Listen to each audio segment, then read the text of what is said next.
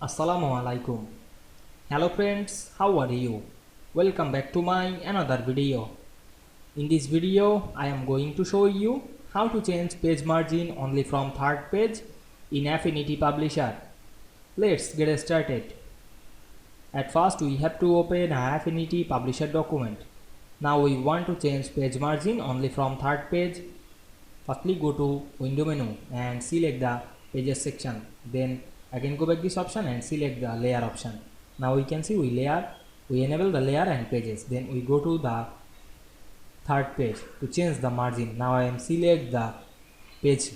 We can see here show the ratio. Then we select the text frame option and we can see here the insets or the margin is 0. Now we want to change this, select a margin. Then write your margin number. Now I am write 10. Then press enter.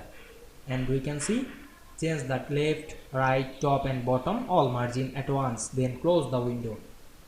Then check the all page. We can see we change margin only on from the third page, not the all page. I hope you enjoyed the video. Please like, comment, share and subscribe my channel. Thanks for watching.